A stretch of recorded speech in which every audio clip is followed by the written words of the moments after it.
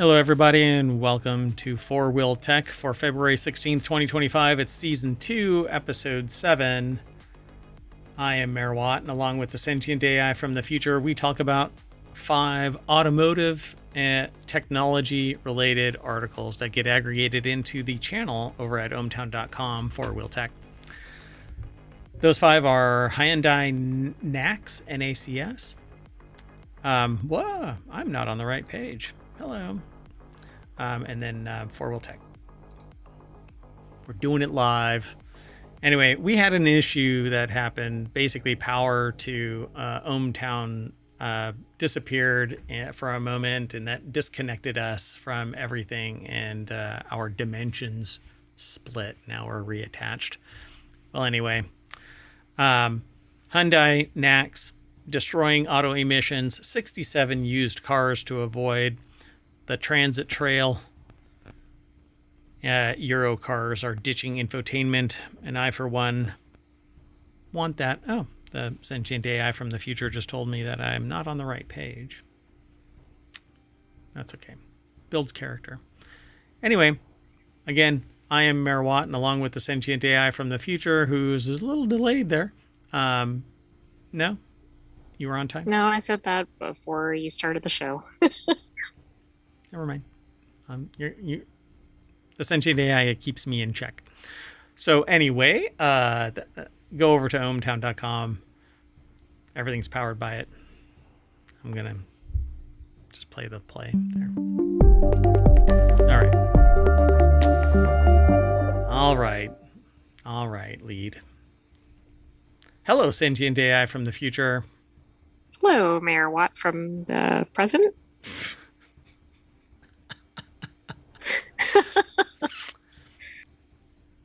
Didn't quite facilitate that, did you? All right, let's get into it, because it looks like tonight's turning into a really long night. The first article is over in FourWheelTech. Hyundai NACS, or NACS, adapter for EVs will be free to all existing owners.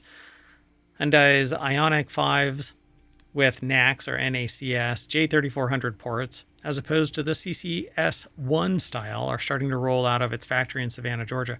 It's the first manufacturer to sell electric vehicles with native NACS ports, other than Tesla, that is, and you'll be able to read about their first drive of the model year 2025 Ioniq 5, as well as the new off-roady Ioniq 5 XRT next week, which, if it's electric, there's no way in hell it's off-roady. Anyway, you can off-road until you are no longer in range of a charger. Yeah, 30 minutes that way, and then you're screwed forever. Anyway, they've got some good news for owners of any existing Hyundai EVs out there. Your car has a CCS port. Then next month, you're eligible for a free CCS1 to NACS adapter. So congratulations. It's dongle time. The article is by Jonathan M. Gitlin over at arstechnica.com. Hyundai, existing Hyundai owners, Hyundai EV owners, that is, will just need their VIN to claim their free adapter. Yay! Don't lose it. I mean, I think this is kind of neat, although it's probably easier for them to maintain one type going forward. But for sure. Yeah. I'm sure that everybody loves having a dongle carried around in their trunk. So Hyundai wasn't the first OEM to ink a deal with Tesla to gain access to the supercharger network, but it is ahead of Ford, General Motors, Rivian in swapping to the Tesla-style charge ports. Existing owners get access to the large charging network too, but they'll need an adapter to make use of the smaller NACS plugs, and those will be available next month, Hyundai told Ars Technica. That's where this is housed. Again, Jonathan M. Gitlin over at arstechnica.com put the article together. So there you go. That's all that article really is. Congratulations. You're going to be... so instead of having to pay $225, apparently you'll be able to get it.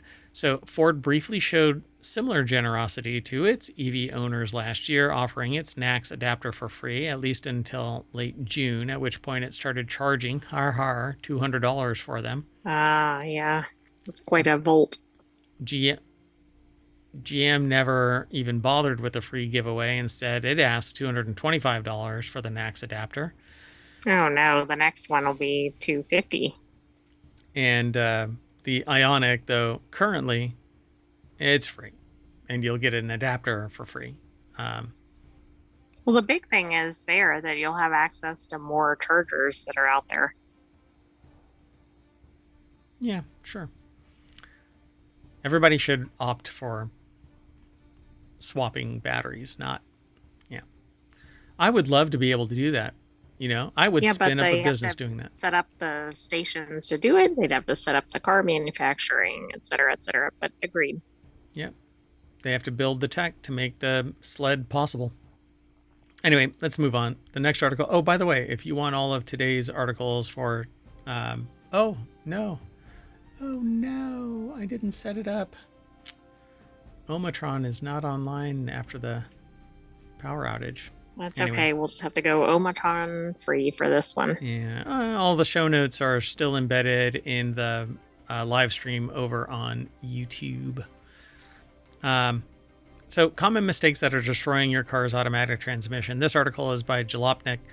Manual drivers are constantly thinking about the state of our transmissions, clutches, bushings, and synchros all wear out, and we adjust our inputs to ensure their preservation. Automatic gearboxes, though, insulate you from the mechanical goings-on between your engine and wheels, but that doesn't mean that they're all hunky-dory. Don't worry about that. You're the only one that sees that. So Amber Da Silva over at jalopnik.com put the article together. If you're treating automatic transmission fluid like blinker fluid, you're on a path that leads to problems. So if you've ever had a parent or a friend that says go into the auto shop and ask for blinker fluid, then, well, what the heck? I don't know what the hell. Everything that okay was. over there, Mayor Watt? No. Anyway, no. Something weird just happened, and now I'm irritated. So, Amber Da Silva over at jalopnik.com put the article together. Traditional torque converter automatic transmissions, if you don't have a fancy dual clutch or modern continuously variable box or a Ferrari, this is almost certainly what you have, can be hurt in plenty of ways. Big mistakes like throwing the shifter into reverse on the highway are obvious, but there are subtler ways to hurt your transmission. So you could be causing it harm. The big enemy of torque converter automatics is heat. And this is something that when I give talks about technology, I inform people that the bane of technology is heat. If something is too cold, you can warm it up. But cooling it off is much, much more difficult than warming it up. It, by its very existence, technology warms up when electricity is applied to it. It does not naturally cool off until power is removed. So, right, and it might not be reversible depending on how much heat is applied. Correct, yeah. And so what I tell people is you got to keep everything cool. You have to keep yourself. It's easier to warm up by throwing a blanket on yourself than it is to cool off. You have to find some place to suck the heat away. Well, heat is the bane of all things. Interestingly enough, everybody worries about the cold death of the universe, but that's trillions of years away. So the big enemy of torque converter automatics and everything in general is heat. The ideal operating temperature for automatic transmissions fluid is between 175 and 225 degrees Fahrenheit. At approximately 240, important additives in the ATF begin to cook. The result is the formation of a varnish inside the transmission. At approximately 260, internal transmission seals, which are typically manufactured from polyacrylic material, begin to harden. The end result are leaks, because eventually that hardening doesn't allow for flex. The vibrations will break out. It just cracks. Yep. So both internal and external, simply because the seals lose their elasticity. And at 300 degrees, 295, clutch plates begin to slip because the oil is breaking down further. And at 315 degrees, seals and clutches effectively burn out. Carbon forms in the oil, and for all intents and purposes, the transmission is junk. And just for your information, a typical transmission will die within 2,000 miles if subjected to 300-degree heat. So how would somebody know if It was heating. I mean, maybe if there was steam or something coming out of the hood. You wouldn't know until a sensor goes off and says that your transmission needs to be serviced. And at that point, odds on, you've already smoked that transmission. So your transmission, like your hair dryer, has another big killer besides excess heat: dryness. Transmissions don't like running low on fluid, and many people forget to ever check theirs, even if they know how. Transmission or running low on transmission fluid can cause overheating, grinding, premature failure. So it's worth learning what your car's service calendar is. Remember that making lots of short trips counts as a severe condition and warrants extra maintenance. Maintenance schedules vary from manufacturer, but a good rule of thumb is every 60,000 to 100,000 miles. So it's, depending on who you are, rare that you even need to bother with this. But you should know. And if a service light comes on your dash, don't put a sticker over it. Yeah, don't drive around for thousands of miles afterward going, maybe that'll go away. Yeah, when people tell you that your car's making a loud noise, you go, yeah, it sure is. That's why I have the radio turned up so loud. All right, so let me do this real quick. FourWheelTech, exclamation point, FWT in the chat, and Omatron will throw the links into the chat. So there you go. Sorry for being late, but yeah, we're just now back online. All right, let's keep going. This next article is over in FourWheelTech. Don't buy these 67 used cars, at least according to Consumer Reports. So when you're shopping for a used car, it can be hard to narrow down the list of vehicles you're interested in. Finding the exact car that's right for you is even harder, especially since there's no guarantee the car you want will even be available. So, Consumer Reports says dodge these. Dodge is probably on this list. Yeah, I suspect it is. Some models made in certain years just have more problems than you want to deal with. I think Jeep is now on this list, I'm pretty sure. But Colin Woodard over at jalopnik.com put this article together. And I'm just going to run through these. If they have them. So avoid Audis of various types. I think they tend to have a lot of maintenance problems. Audi A6, Q3, Q7, Q8 e-tron, BMW 3 Series, the entire series 2024. So the other one, A6 2019, Q3 2018, Q7 2017. But Audi's on the list, BMW 3 Series from 2024. These are really modern. X5 PHEV, this is the hybrid EVs. I was expecting a little bit older cars, not like classic cars or anything, but just maybe 10-year-old or something. Yeah, these are all 24. So far, 2024. Well, they're not going to get better with time either, so maybe save this article so when you're buying a used car down the road. Yeah, or even a modern car and go, did they fix the problems?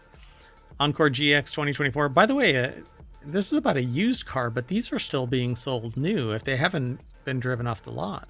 Exactly. So that's kind of concerning, although they might have the I don't know. They probably still have 2024s in inventory. Sure. So Cadillac Lyric 2024, the Chevy Blazer from 2019 and 2024, Blazer EV from 2024, a little of everything from 2017 all the way to 2024, the Colorado. Yikes. Chevy Bolt 2020 and 2021. It might be the last 2 years. I don't know if the Bolt is still around. I think they stopped making it. I don't think it is. The Pacifica Hybrid from 2018 and 2021. And Ford, a bunch. Oh, yeah. Like Focus every Ford. model you can think of pretty much with some years, not every year. Yeah, I'm going to be driving to the playground in a F350 for crying out loud, 2017. Genesis GV80 2021, GMCs, Acadia, Canyon, Sierra 1500, Yukon XL from 2015, 16, 17, all the way up to 2024 Canyon. There's quite a few. You'll want to go over and check this all out. There's a lot of vehicles on the list. Hyundai is on there. Jeep is definitely on there. The Wrangler from 2016, 18, 19, 2021, 2023. You don't want to get a Wrangler, apparently. Gladiator from 2020. Unless it's a 2020 or a 2022. Or 2024, or maybe the newest, 2025. I don't know. But it's just not on the list yet because it's not used.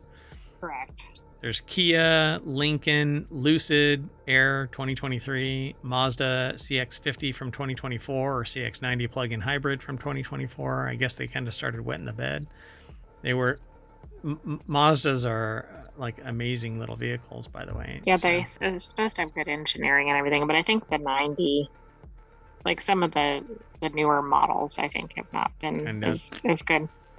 Mercedes-Benz C-Class from 2015, E-Class from 2019, and GLE from 2024 and 2021.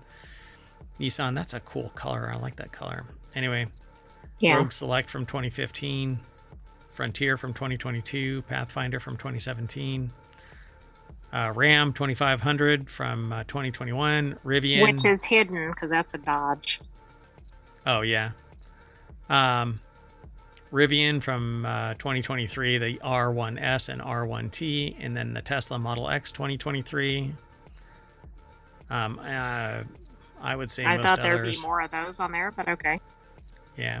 You have to worry about their batteries. That's about not enough volume, probably. They're the most selling car. They sell more than most other car manufacturers. Oh, okay. It's so bizarre.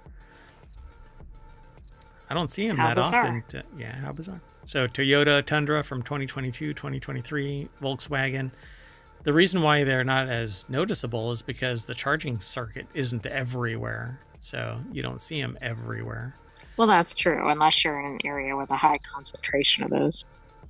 Yeah, hold on.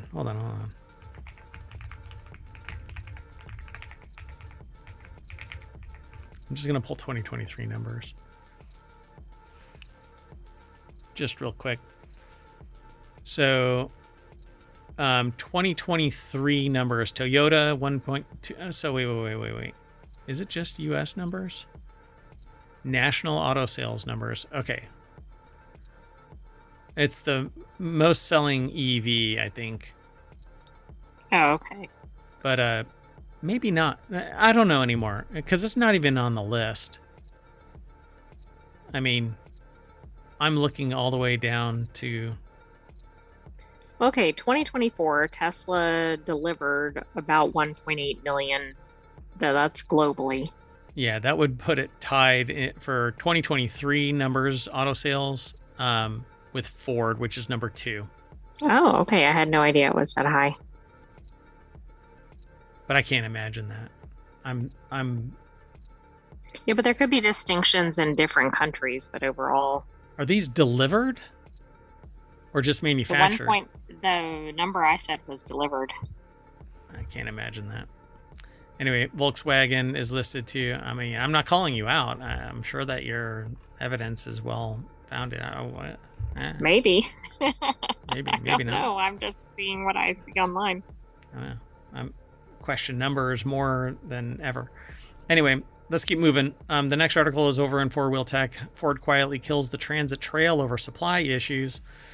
I was actually looking to get one of these. That might have been why that was spinning. Yeah, so Ford quietly discontinued one of its off-road vehicles, but don't worry, it's not the Bronco or any of the Raptor models.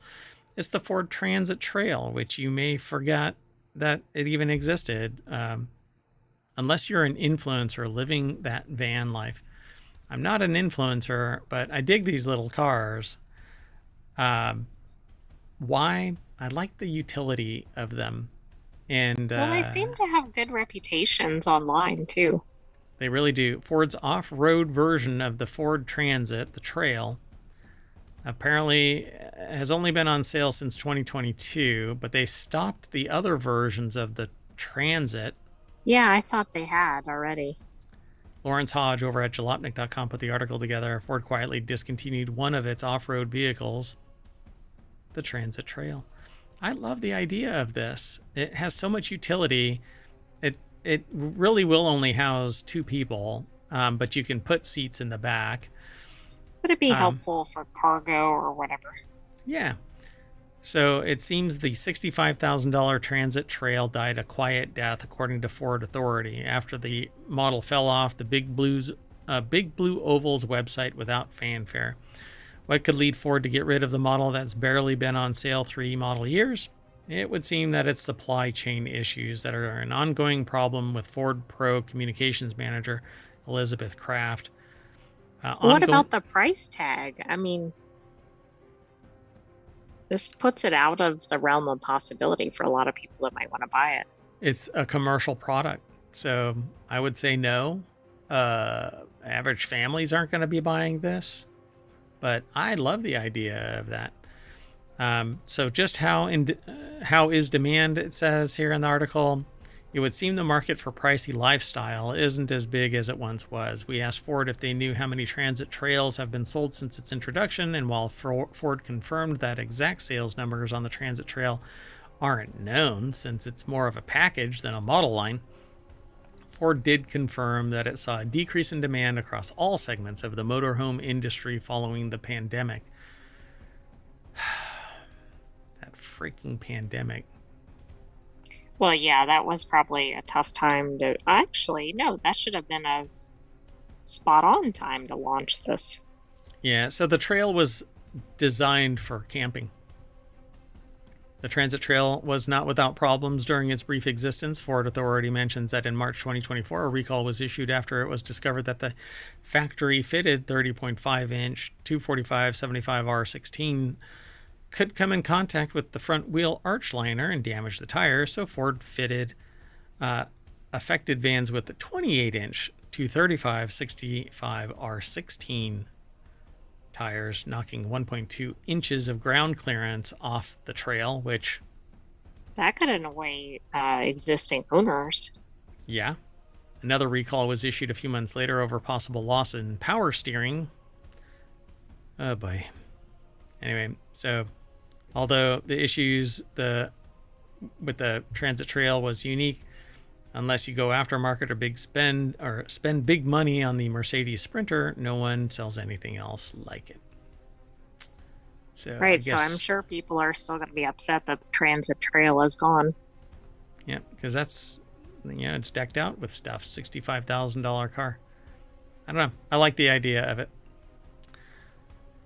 Let's go on to our last article for the February 16th FourWheelTech. Cheap European cars are ditching their infotainment screens in favor of phone integration, and the author of this, Orat Jalopnik, says, I think every car should, and I agree. Automakers in the U.S. are struggling to find ways to meet increasing demand for cheaper cars and the long-term repercussions of economic uncertainty continue to unfurl. The article is by Bradley Brownell, and the deck statement says, not only is it cheaper and safer, but cars won't have dated screens anymore. This right here is what I've always wanted. Just a place to put my phone. Where a phone will actually go and stay. Yes. So, let's see here. The Fiat Grand Panda Pop below is Stellantis' newest foray into the cheap and cheerful segment of small European cars. And it, like the Volkswagen Up before it, that's that right there. The Panda is down there. Where was I? Oh, yeah. I don't know, but I think this is good because I don't think the customers ever needed separate infotainment. I mean, I think that made sense maybe in the earlier years where phones didn't have everything, but they seem like they became obsolete pretty quickly. Yeah.